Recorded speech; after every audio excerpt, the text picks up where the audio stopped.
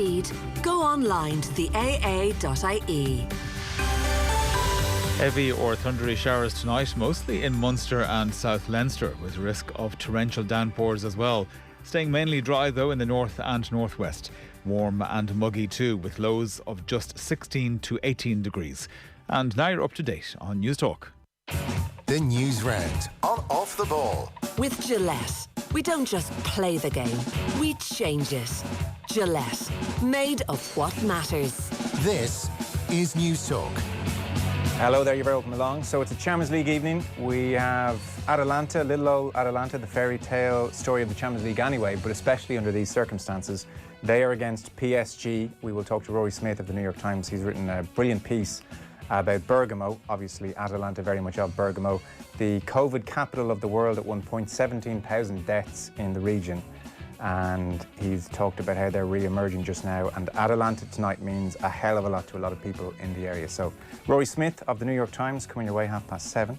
We'll have Vera Pauw with us, Irish women's team head coach, chat to her about her career. She wasn't allowed to play for a team growing up.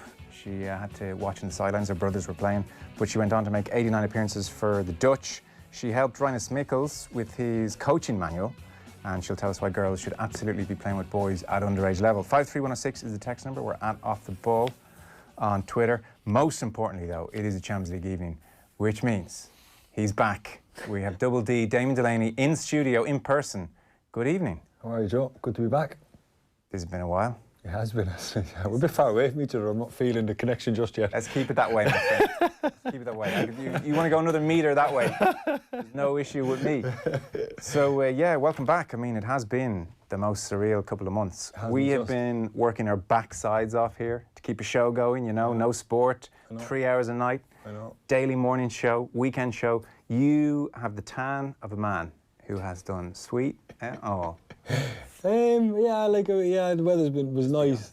Yeah, the weather was nice in the lockdown, and just sitting out the back garden was pretty much my day how it went. And then it was pretty poor July, and we're back out on the golf course now in August. So, but I'm absolutely delighted to be back. To be honest, absolutely delighted. You were saying outside you didn't know what day it was most of the time. Yeah, I think everyone was like that though. They weren't. But sometimes you look to like retired footballers were like that. Sometimes you look to football to structure your week, don't you? Like Saturdays and Champions League on a Tuesday. You kind of once you work your life around that, but you know there were landmarks in the week, right? With everything off, you know, some days you'd be arguing with your missus about whether it was Tuesday or Wednesday, and you weren't 100% sure who was right. You'd have to check the phone. It's like Christmas. Exactly. Yeah.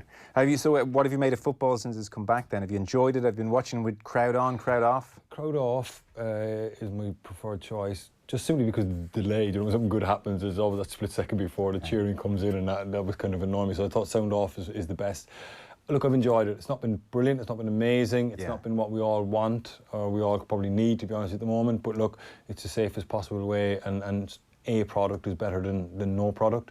So, look, we're just pleased to see the League of Ireland back up and running as well, because, you know, those teams needed a little boost, and obviously Champions League come back tonight is brilliant. Yeah, it sure is. We'll get to that very shortly. Richie McCormack here as ever. Hello. Gents, how are you? We are very well. We're going to kick off the news round. As ever, it is with thanks to Gillette. We don't just play the game, we change it. Gillette, made of what matters. And Cyrus Christie, extraordinary interview this morning on OTBAM. Rich? Yeah, lots in it. The Republic of Ireland defender Cyrus Christie opened up about being racially abused by an Irish fan after a training session in Dublin. Christie has represented his country 24 times and recently helped Fulham win promotion back to the Premier League. The 27-year-old went public before over racist abuse he received online, and Christie told this morning's OTBAM that claims of online racist abuse weren't taken seriously by the Gardaí. The police, whatever it might be, they don't do enough. They don't even, they come to a certain point where, because it's more high profile, they look like they want to do something, but it's more to, I think, to benefit themselves. So they don't look bad, but then behind the scenes, they're really and truly, how much are they actually doing? That is the question. And I mean, there's so many incidents that happen, and the toughest thing is proving it. Even if it did happen, it's how do they prove it? And I understand that it's tough because it's so-and-so's word, but if that's face to face, but then when you're seeing it on Twitter and different social media platforms, it's there for everyone to see. And when you're, you know, making petitions for people to get lynched, I mean, you know, that's a threat on your life. And, you know, like I said, the guy that really didn't understand where I was coming from, they didn't do anything about it. And, you know, I don't know. I don't know what they expected. And even when I sat down and spoke to them, they didn't understand when I was explaining different stories about growing up. And they said, "Oh yeah, well, I just don't believe someone in Ireland could be racist." And, I mean, you're going to get racial people everywhere. I mean, I'm not trying to say the whole country was racist, but you have everything there that you need, the evidence, what people were saying. I believed it was enough for them to do something, but, you know, I come away from we ended up ending the meeting early because I just knew that they wouldn't do anything. Yeah, that was all surrounding a tweet or two after the Denmark game. And we got onto the Gardaí at the time to check about their understanding of the situation, and they said there was a full investigation. The first suspect was a juvenile at the time of the offence. He was deemed suitable for inclusion in the Garda Youth Diversion Scheme, which has taken place. That did happen. And then they said there was a second culprit, mid-20s, and a direction of no prosecution was received from the DPP. What Cyrus Christie was talking about this morning then was a separate incident where he was training in Dublin with the Irish team, and there were some kids there at the session. And we'll play some of this later on. We'll play it close to the football show and give you a good sense of it, or you can get the full interview on the app or wherever you get your OTBAM content. It's on all our social channels. But at the end of training, they were going over to sign some bits and bobs for the kid, and one of the kids said something, it was racist. I think the fellow players were fairly horrified and they stopped signing some stuff. And the worst part was Christie said there was a teacher with the group, and she heard it and didn't do much about it. There was no real pointing out to the kid who's clearly modelling his behaviour on what he's hearing elsewhere, and this is learned behaviour as much as anything. She didn't seem to decide that was a good moment to jump in and point out how serious this was, how wrong this was, and Christie revealed all that this morning.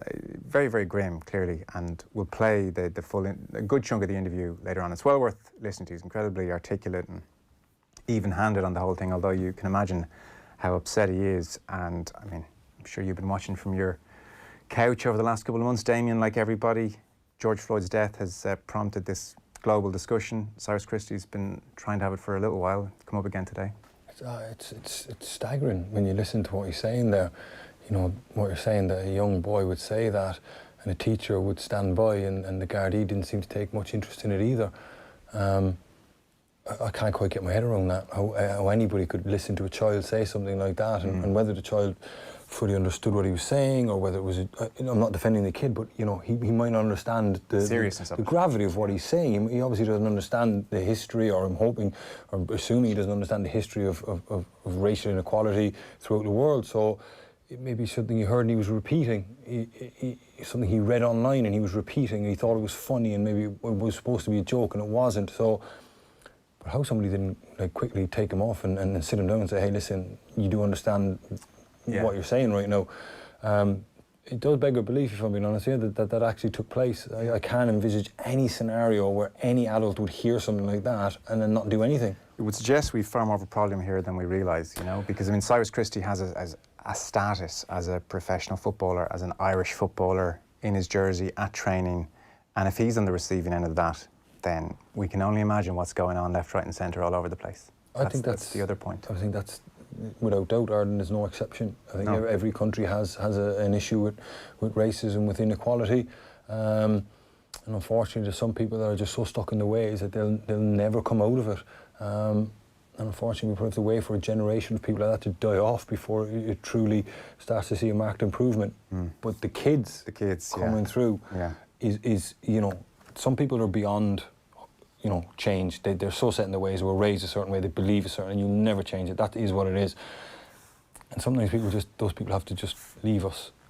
But the kids coming through, if we can get through to half of them, or all of them, any amount of them, you limit then the amount that'll get passed on to the next generation, and hopefully in time it'll be eradicated completely. But education for children is huge, absolutely huge. And I know from being in the UK, there's part of the Kick It Out campaigns, and there's lots of anti-racist campaigns in and around the Premier League, and a lot of education programmes as well.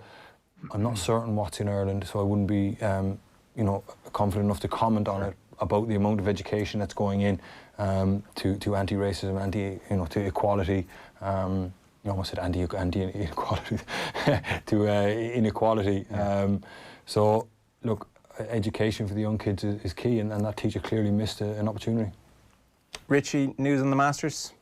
Yep, the organisers of the Masters have confirmed that no patrons will be allowed at the Augusta National this year. The major was due to take place in April, but was suspended until November because of the COVID-19 pandemic. Augusta Chairman Fred Ridley said today that the potential risks of allowing fans to attend are too significant. So that's going to be all three majors that do go ahead will be happening without fans. Okay. We've got football this evening then, Champions League. Yeah, Paris Saint-Germain hoping to reach the Champions League semi-finals for the first time in 25 years. The French champions take on this season's surprise package Atalanta in the first of this week's quarter-finals, and kick-off in Lisbon is at 8 o'clock. It seems Mbappe has an ankle injury, is going to be just fine. PSG are in okay-ish form, but I mean, they've hardly played a game in however many months because the French league went early. Interestingly, there's never been a treble, domestic treble in French football until the last couple of years. Now PSG have done it 4 times in 6 years. And nobody cares. It's so hollow. It's just so empty. Atalanta are kind of the story this evening in many respects. 17,000 people dead in the Bergamo region. You think back to the haze of when, March, February, and... When you and me were sitting here talking about the rugby, with the Italians coming over and stuff. Yeah. The period around then, following that, the following couple of weeks, one of the images we all probably remember, the army tanks taking away bodies. That's Bergamo. That's what we're talking about here. This is Atalanta. And we'll talk to Rory Smith later on. He wrote a great piece, because even the Valencia game, when they played it at the San Siro, and it was one of the great nights for Atalanta, they were 4-0 winners.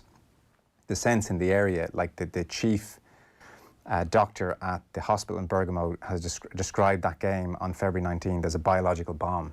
You know, so it's linked in many respects to the football as well. But they're coming out of it. Rory Smith's written a great piece. We'll talk to him about it. I think PSG, money, everything that's wrong with the game, versus Atalanta coming out of disaster. I mean, I don't want to double guess the neutral here, but I think we have our team for tonight, don't we? Absolutely.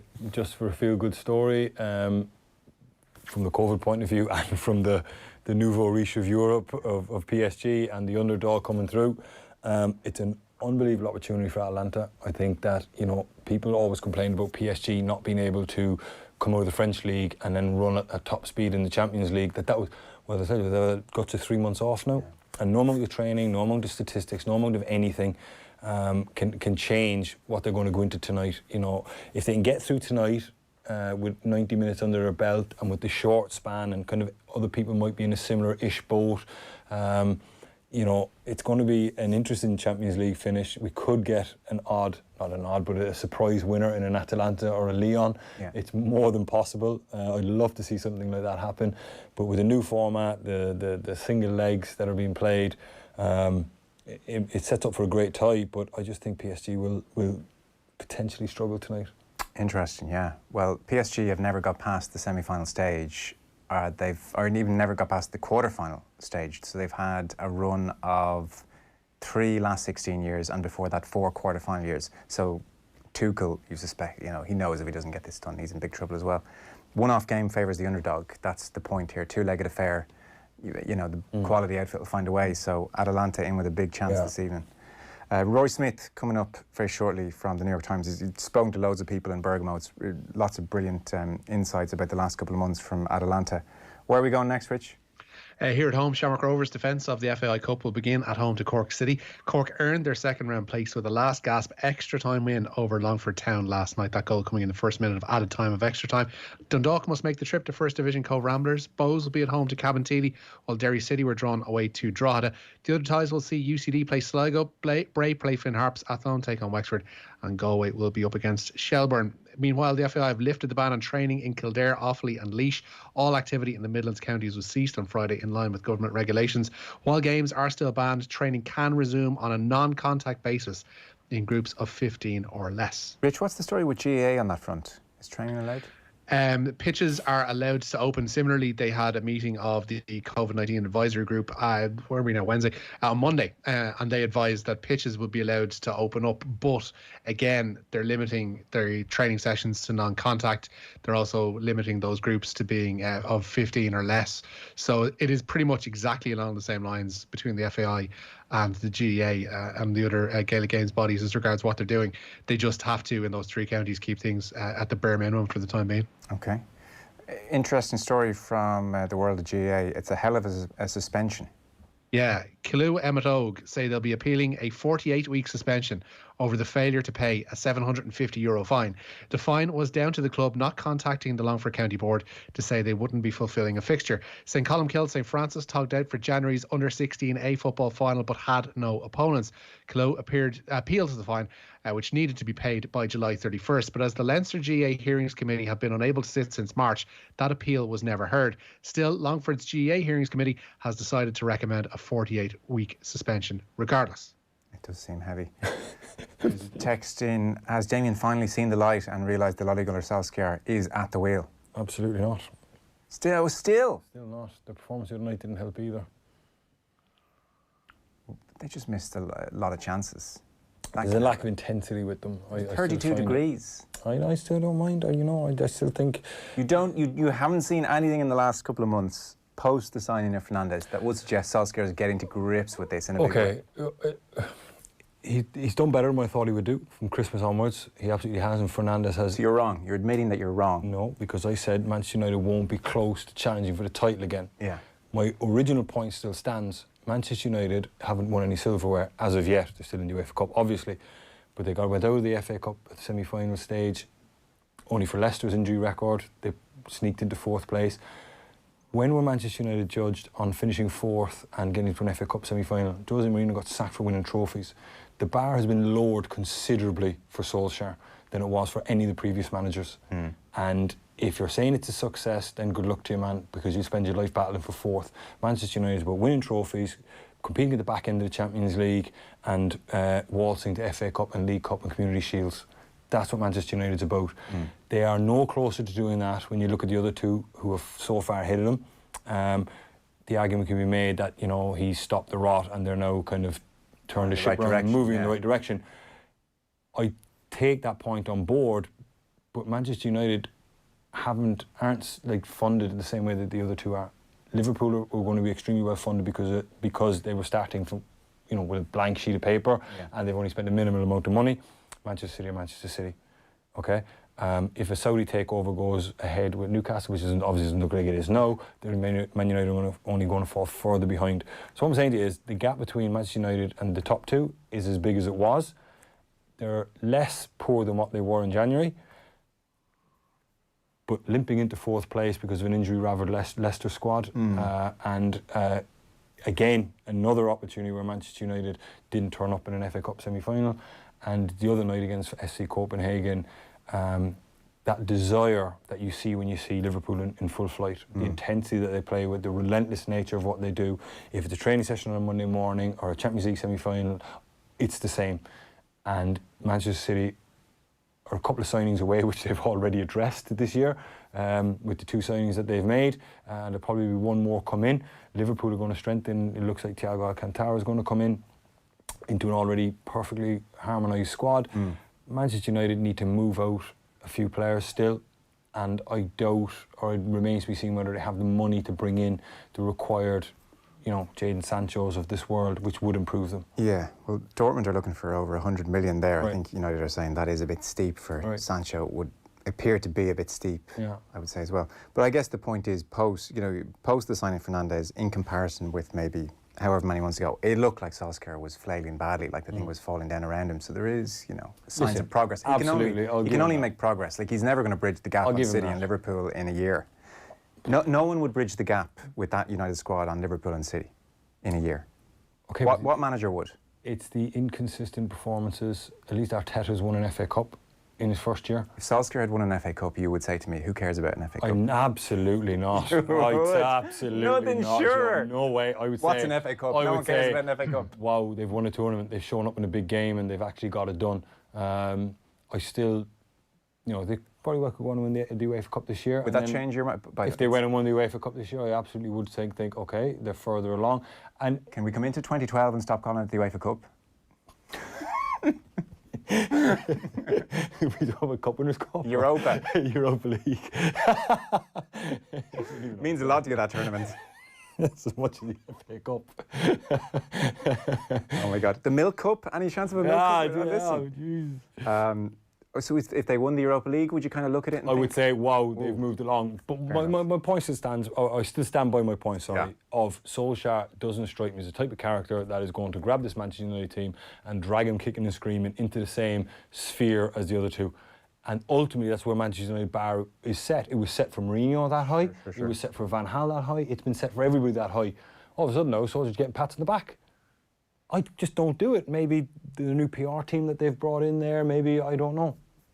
But Solskjaer's a nice guy. I said at the top of the show, or the top of the last year when I spoke to you, being a nice guy gets you nowhere, but it seems to be getting in pretty far. Wait till Man United start rolling out all the ex-pros now one by one. Ince will be out, Palace will be out, all 10 of them O'Grady is, and Manchester United are fantastic. You know what's coming, you know, where they're all out sticking the knives into Jose.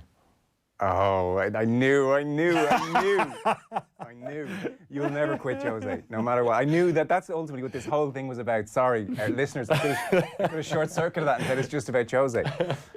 Richie, any Milk Cup, UEFA Cup updates you want to bring us, or no? Nothing yet, no. Ireland women's head coach Adam Griggs is named a 36-person squad for the remaining Six Nations games. Matches at home to Italy and away to France will be played on the last 2 weekends in October. Uncapped Connacht centre Shannon Tuohy's been included, as have Ulster's Niamh Jones and Leinster's Katie O'Dwyer. Anthony McGill ended the first session of his World Snooker Championship semi-final with a 6-2 lead over Kyron Wilson. They will resume in the morning. 5-time champion Ronnie O'Sullivan is up against the 3-time champion Mark Selby in the second of those semi-finals.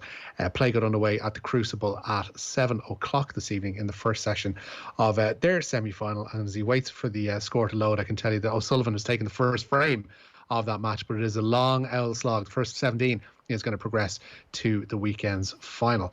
Meanwhile, Eric Donovan says he's ready to go to the well in his bout with Selva Barrett. The Kildare veteran has a chance to win the vacant IBF Intercontinental Super Featherweight title.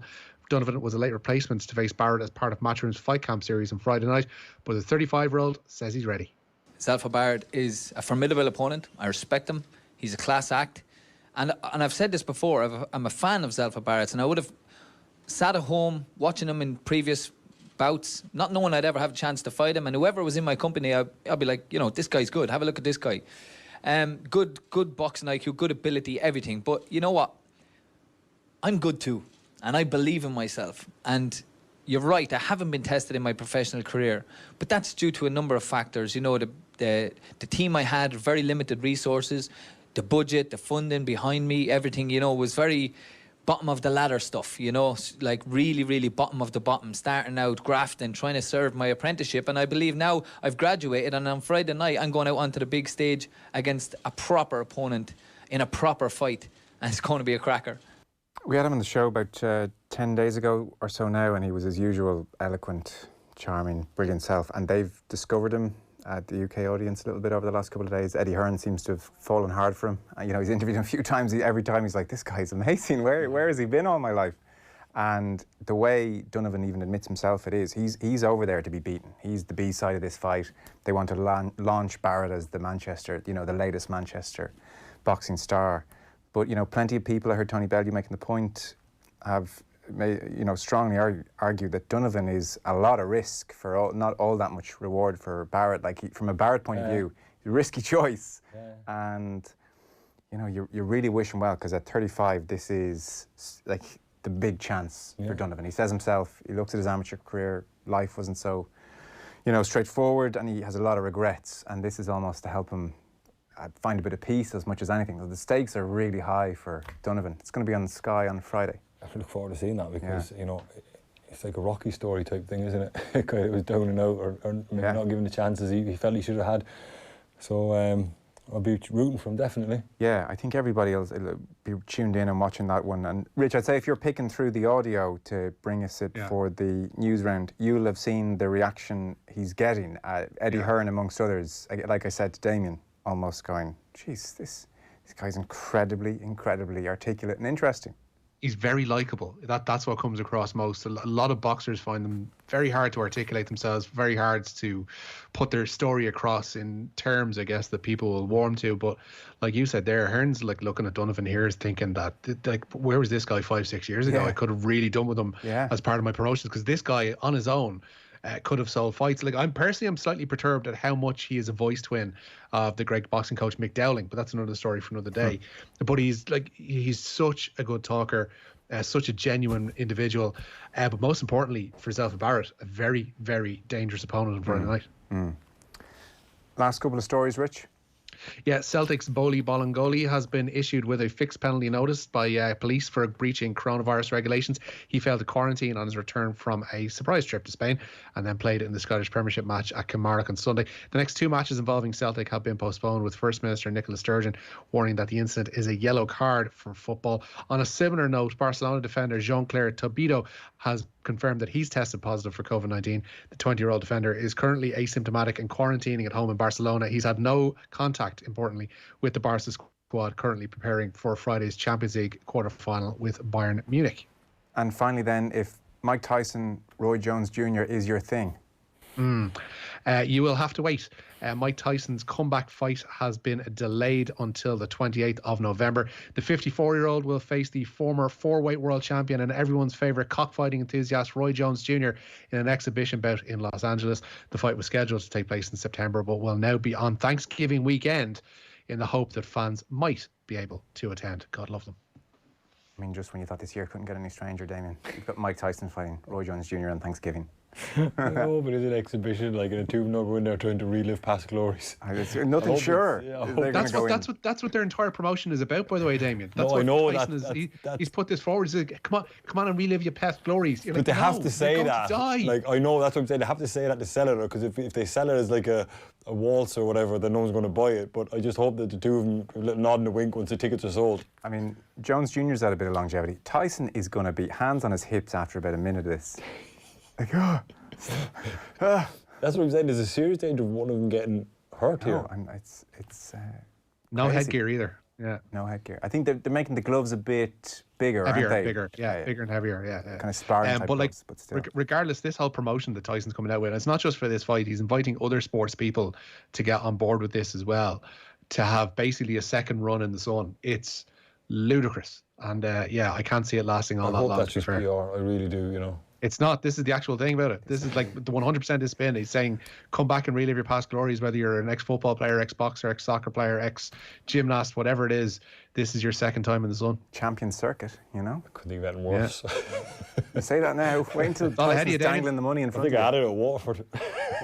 yeah, exactly. It did not go well. Yeah, relive your past glories. Oh, shit. 53106, text number, @Off the Ball on Twitter. Richie, as ever, thank you. What's up, gents? That's the news round for this evening. Vera Pauw, really good interview on the way after 8 o'clock. We'll play some of Cyrus Christie then before the football show. After 9, we will talk to Pat Nevin, Damien here, obviously, for PSG, Atalanta. And we're going to talk to Rory Smith next of the New York Times. PSG, we know about. Atalanta have had a fairly extraordinary couple of months, so Rory Smith has been writing about that. The news round on Off the Ball. With Gillette, we don't just play the game, we change it. Gillette, made of what matters.